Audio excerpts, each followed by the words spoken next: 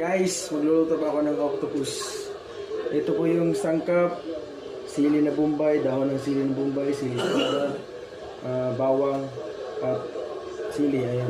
Tapos optional ko na lang to yung lagyan ko siya ng malunggay.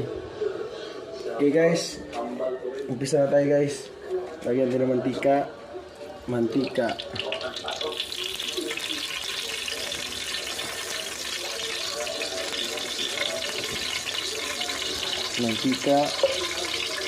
Tapos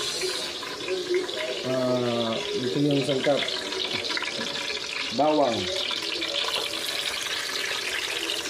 sibuyas, tapos sinap na sili ng espada. Maya na to yung ano. Yan. Tapos video. Yan o. Mikos muna yung ingredients. Yung sangkap na inano ko ng mantika. Yun. Mikos mo yan isa.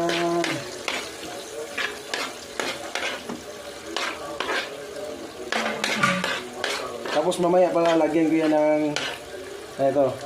Lagay ko na yung octopus. Yun. Yummy to. Yummy to. Tapos mamaya guys, lagyan ko yan ng option ko na lang to. Lalagyan ko siya ng sugar, pampatamis. Kasi sweet ako na tao eh. Charot. Yun.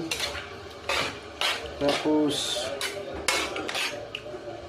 ito rin, optional ko rin to guys, na lagyan ko ng malunggay para healthy. Yan, healthy.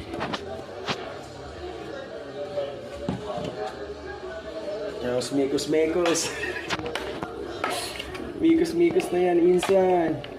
Uy, kasi natin yung apoy. Uy,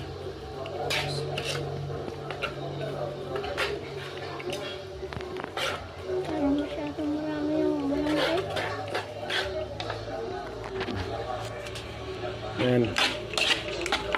Mikos na yan.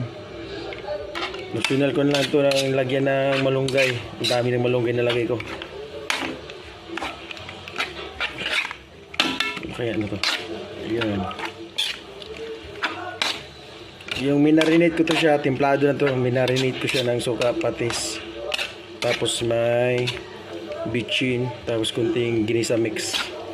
Tapos nor na seasoning. Yun na yung tinimpla ko sa pagbabad ko sa kanya.